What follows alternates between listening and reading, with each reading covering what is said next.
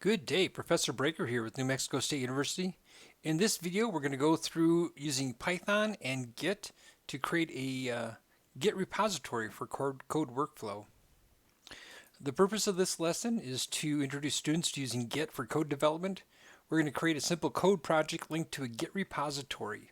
We're going to give students a little practice with Python programming too. It should be fun. Pre-lesson requirements, you're going to need a account set up on the GitLab server, which you should have already at this stage of the class. You're going to need Python installed on your computer, and I recommend the latest version. And when you go to install it, you're going to click install now, but make sure you click this box here. Make sure you add it to the path, so you can open up a command prompt and type Python, and it'll actually run a Python. So the other thing, you should have Git installed on your Windows computer. We're going to do this on a Windows computer. I know this class is focused on Linux, so we could do this in Linux. It wouldn't be any different. You're doing it in Linux. The only difference is it's a little easier to show what's going on in the background with the Python virtual environment when we're doing it in a Windows environment. So I've just chosen to do this assignment again in Windows. Recommended is Notepad++. Notepad++ is really good for code editing, and it's not required. We can use Notepad. Matter of fact, I'll be using Notepad on some of it. So now there's going to be a series of 4 videos. In the first videos, we're basically going to create a local Git repository and talk about that. We're going to create a Python virtual environment, and you should have covered that in your Python class. We're going to install Flask and request modules for Python. We're going to create a simple Flask-based application called Brewsite. We're going to run the site, and we're going to stage and commit the code to local repository. Now, there's a lot we're going to cover when we talk about the Python virtual environment. I really want to get the mystery out of the Python virtual environment.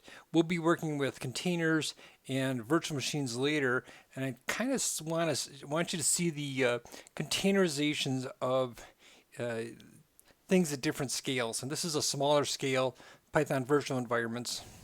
So that's in the first video. In the second video, we're going to run through and rename a branch to production.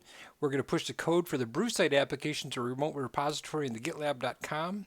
We're going to set up a simple Python unit test for the site. We're going to create additional branches, pre-production and development. So we've got our whole code workflow.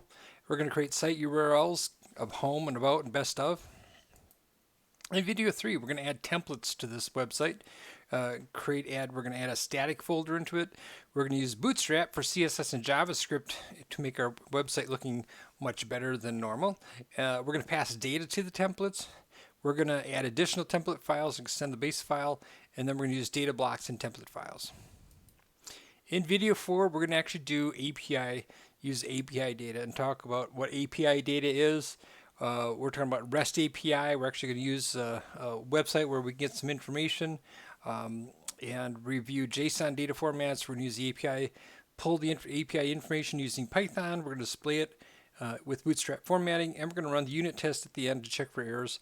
And then we're also going to be putting all of this up in stages to our remote repository and talking about that. So without further ado, let's go ahead and get started creating a local Git repository. But let's go ahead and start talking about python.org. Again, if you need Python, you just go ahead and download it from python.org, click downloads, and right there's your download link. Make sure you have the latest version installed. I'm going to open up a command prompt, and I'm going to open up a let's get this one. The command prompt, you can see we've got our folder here. I'm in the ICT 463 Git folder. Now you guys probably have some files in here already from this class. I've cleaned it up just so I can keep it clean for us. So as I'm working through this, you can see just focus on the project that we're working on. I'm going to right click and create a new folder. And I'm going to call this one Project 2. And we could do this from the command line, but it doesn't much matter. Inside my Project 2 folder is where we're going to start working. So let's go ahead and open a command prompt now. And I'm going to do a lot of this from the command prompt so you can kind of see what's going on behind the scenes. Now, if we were using VS Code or things like that and connecting to a remote repository and creating a local repository using Git and VS Code, it kind of does a lot of stuff in the background for you, and you would miss the intricate details of what's going on. So we're actually going to do it at the very, very rudimentary level so you understand what's going on in the background with Git and with this Git repositories. So if I do a dir, you'll see that, whoops, get my fingers on the right keys. You'll see that we have the project. So go ahead and go into the project 2 folder. And you can see there's nothing there. Let's go ahead and first off, let's create our Python virtual environment. So -m means use the module, and the module's name is venv for virtual environment. And then we're going to call this venv Brewsite. All right, so that's going to create our virtual environment for us. Give it a couple seconds. It's going to copy some files over and do some things for us, and then when it's done, it's going to say done.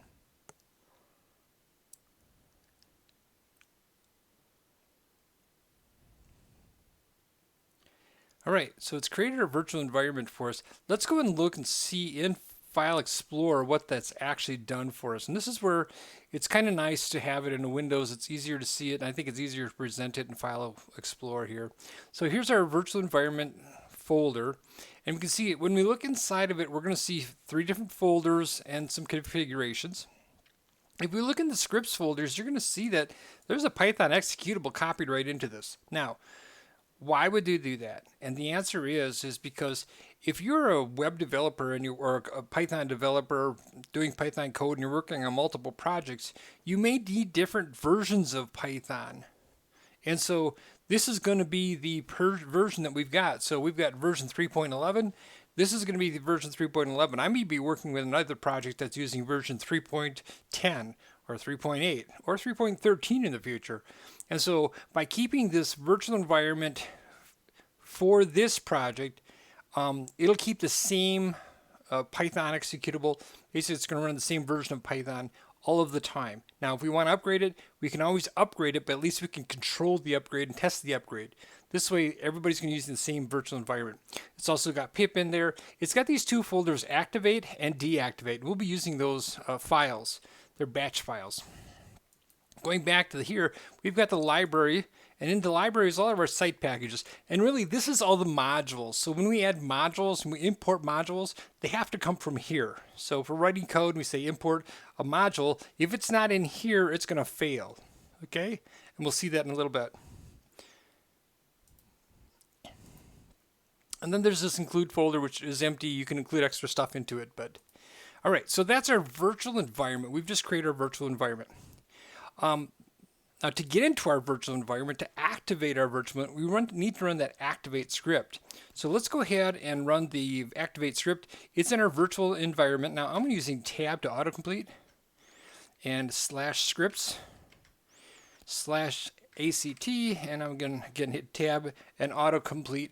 And I'm going to hit that, and it's going to create and start up our virtual environment. And we know we're in our virtual environment when we have this right here. Now, again, should be a review from your Python class, but sometimes it's, when you're working there, you may have missed some things. But virtual environments are not complicated.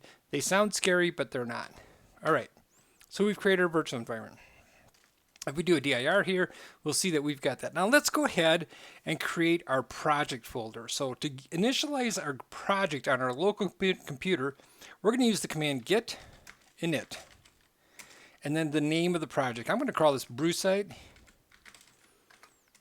And that's going to initialize our project. Okay, so it's an empty repository in the local Brewsite. Let's go ahead and go into that. And let's do a get status. Okay, there's nothing, no commits. There's a main branch, and I've got main here. You may have master depending on which version of Git you're running and how you have Git configured. If you have master, that's okay. That's no problem. You can easily change the name of that branch. It's Git space branch -m, and we can change it from main to master. So I'm going to change this to master. And then if I do a git status, you'll see that the branch is master. I can change it back to main. I would recommend using main. Git is moving to that. Some of the old versions of Git are still using master. Some people didn't like the idea of master being used on a repository, so they've changed it to main. If you do it on GitLab, it's going to be main if you create a branch on GitLab. So just to keep things consistent, I would use the name main to begin with here. All right. Anything else? That's pretty much it. We can do a git branch and see we have that one branch called main. All right.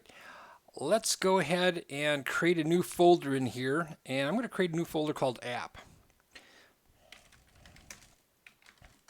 And the reason is because this is my repository, and there may be extra files that I want with my repository that I don't want with my code. And so I'm going to leave that here. I could even create another folder here if I wanted to. But if I'm going to keep my application in the app folder, that's always a good idea. All right. Now, let's do one more thing. I'm going to do, now this is going to be a Python thing. Let's do Python. I'm sorry. We're going to do pip freeze. What pip freeze does, it says, show me all of the modules that are installed, and you can see right now there's no extra modules installed, just the base modules are installed. But we do need to install two modules. We're going to install the Flask and the requests, that's plural, request module. So let's go ahead and install them. Okay. Now it's going to go out there, it's going to find those modules, it's going to download them, it's going to save them, it's going to install them for us. And you can see they did a Blinker, Workzug, Request, Colorama, Flask, all that stuff. It's dangerous. Wow, okay. But yeah, install all those modules. Now if we do a git, pip freeze, you can see we have all of these modules, okay? So it's giving a list of the installed modules for this virtual environment. Now that could be really handy. Let's go ahead and dump that into a file. I'm going to just do an over arrow into a file called requirements.txt.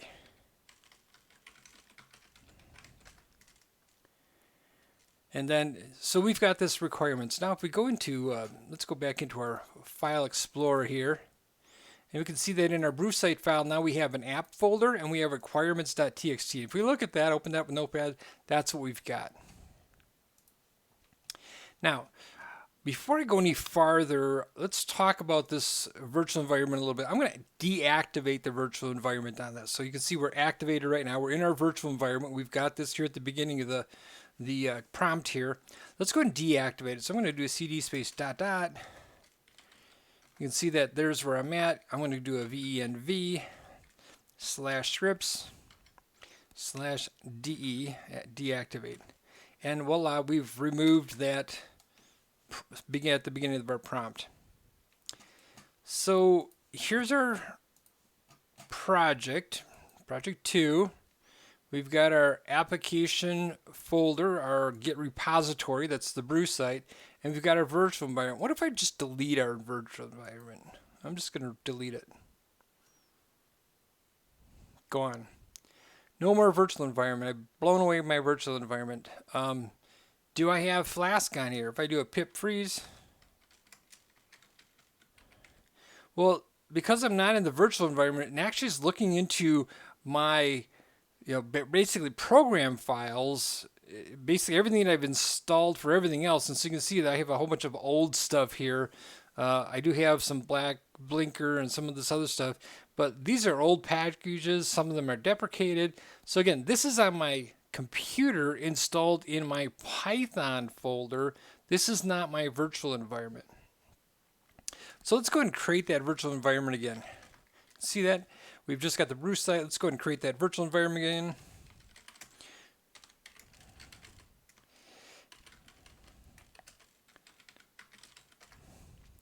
And I like to name my virtual environment the same as my project name. Now again, typically when you're going through a Python class, they have you create the virtual environment, then you go into the same folder as your virtual environment and create an application folder and all that kind of stuff within the virtual environment folder. I find it much better to keep it clean. And the reason for that, keeping that separate is if I'm going to share my code files with somebody else and I'm going to upload it to a remote repository, the last thing I really want to do is dump all of these Python files up there too.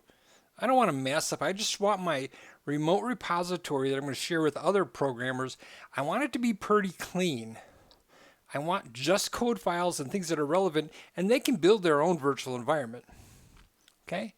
So now I've installed that virtual environment. Let's go ahead and activate it. And again, it's going to be the scripts folder in there.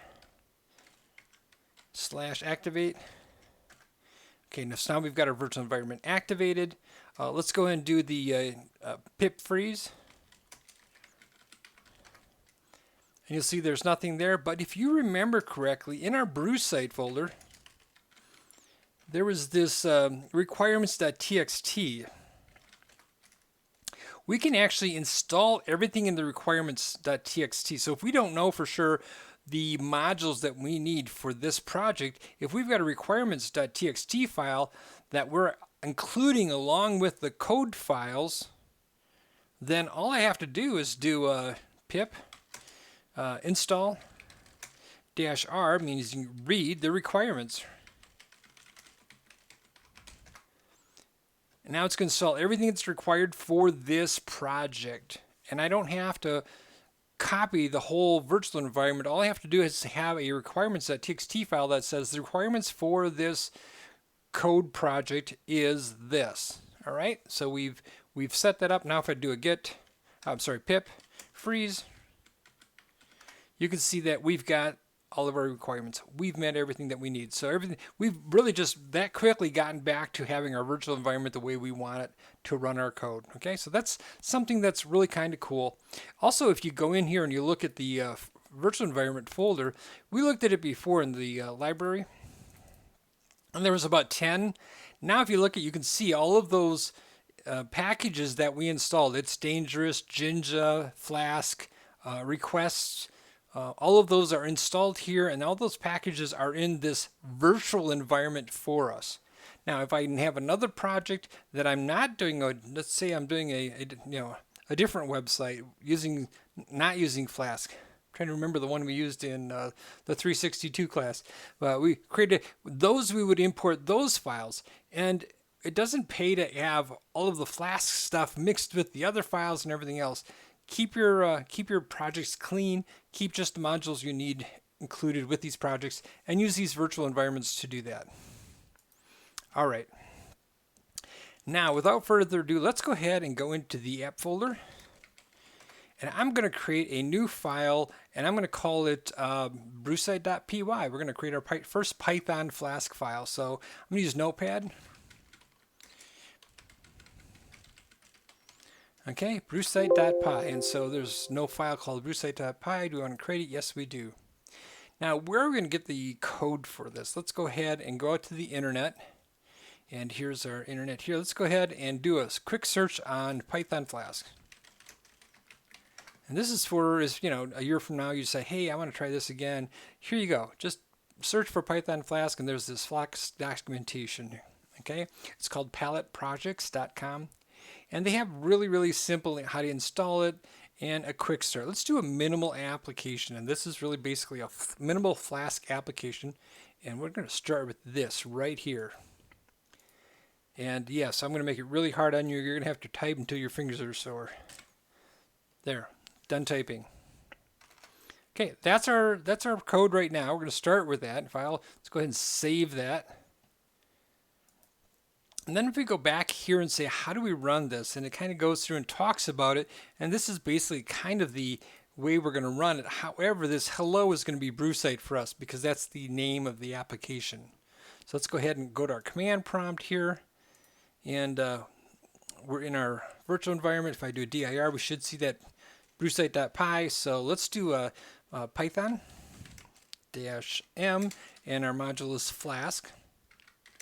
And we're going to do --app, and it's Brewsite, and we're just going to tell it to run. And there we go. Now, we didn't make any mistakes because we copied and pasted. It has to be correct, right?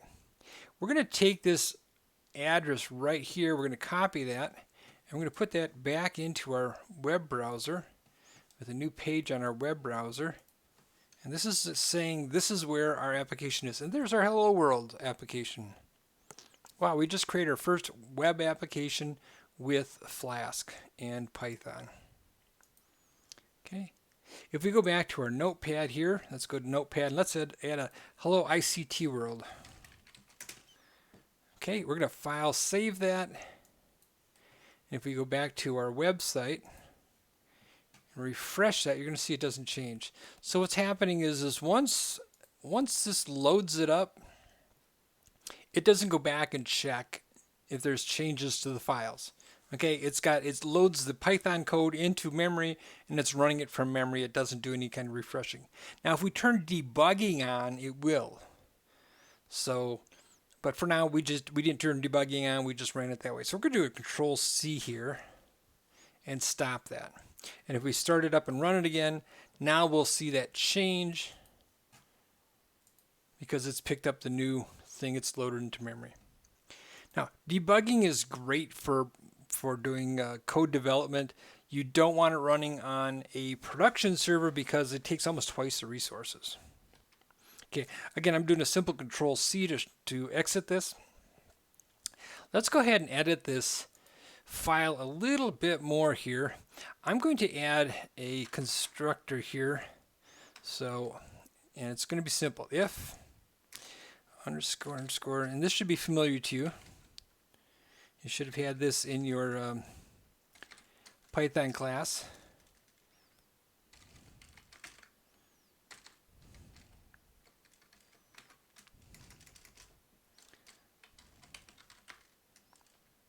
And this time I'm going to put in here, I can just do this, and that will run it. File save. And now from my command prompt, when I go to run it, instead of having to put that full command up here, we already have the app. Oops, we already have the app and the run part here. Let's get rid of that. We already have the app and the run part, so really all we need to do is do Python and the file name. And that's going to fire it up and run it same as it did before without having to put that long thing in there. Now, you'll notice debugging is still not on, so let's Control C this. We're going to add one more thing into our thing here, is right in here and in the app.run. And when we're telling it to run, we also want to add debugging. So we're going to say debug equals true. Let's go ahead and save that file, save. And let's start that up one more time. And now we can, oh, it doesn't like debug. Oh, dash. Let's fix our code here. Debug equals true. File save. And now it says debugger is active. Now I can actually make changes to the file. So let's look at the page here. Refresh that. And we can see that we have Hello ICT World. If we open up Notepad and say we're going to change, you know, that's kind of, let's zoom in the view on that a little bit. It's kind of hard to see there a little bit, so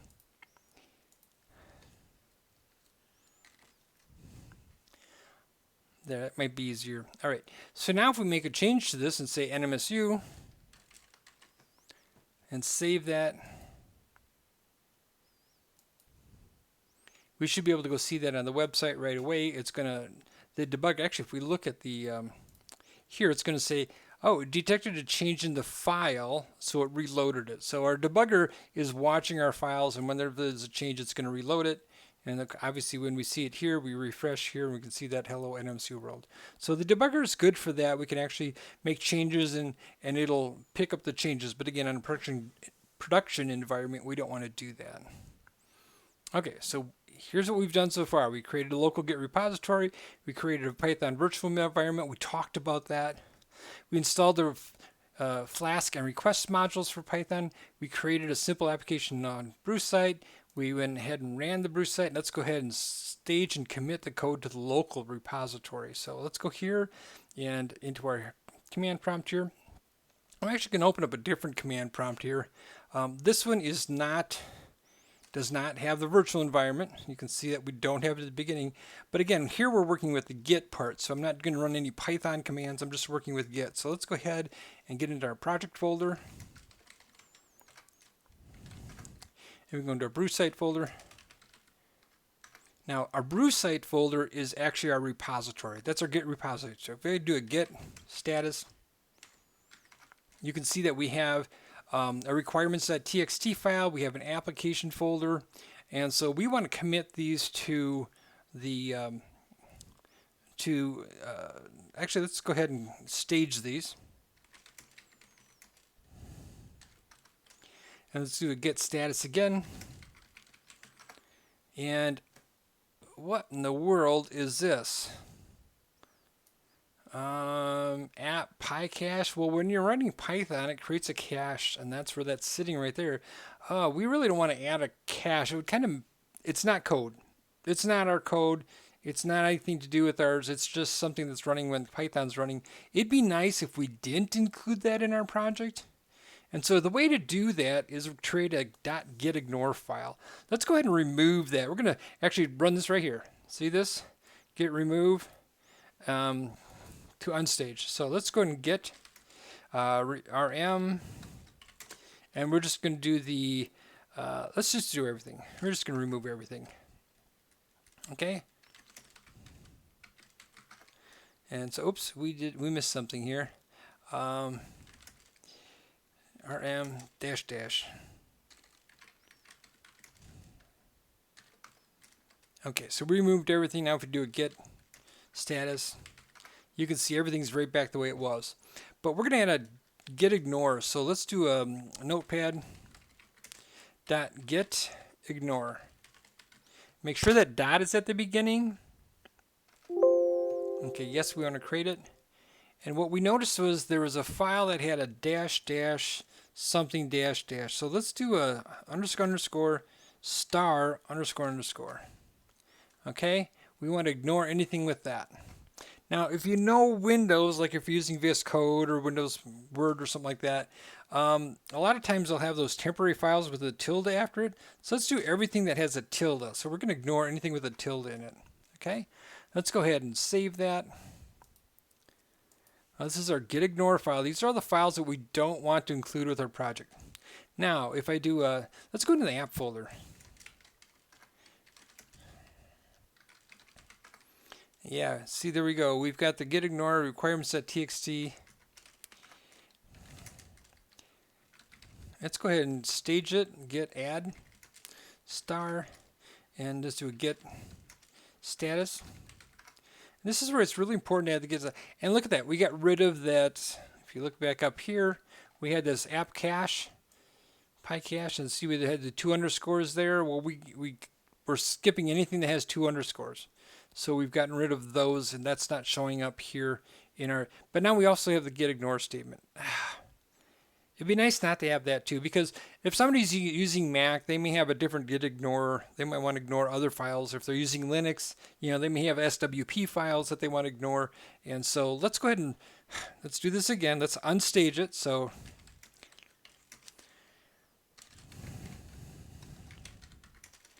and then let's just do everything again. Actually, we can do a .gitignore. Gitignore. Okay, so we remove that. Look at the status again. So now gitignore is not there, but let's add that to the gitignore file. So we have our gitignore file, and we're just going to add, let's do that right at the top actually. So we're not going to keep the .gitignore file with our project. We're going to keep ours clean to just code and things that are required for the project. So now if we do a git status, now it's going to completely ignore the gitignore. So we have 2 new files ready to be committed. So let's go ahead and git commit. We have to have a comment.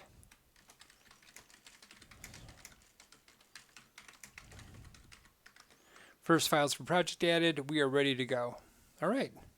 So now we have our git status, and it's clean. Now we talked about the main branch. We're gonna let's change the name of this branch to production, and it's a -m. So we're just modifying the branch. So now if we do a git branch, you should see that we have a production branch. Okay, we no longer have a main branch. We're going to call this one production, and we'll address that more in the next video. So video 1, we've done everything. We've committed this code and staged it to the local repository. We also cleaned it up. We added a gitignore to get rid of all the files we don't want. And so now we have a really nice clean repository for our code, for our project. All right. Hope you've had fun with that. See you on the next video.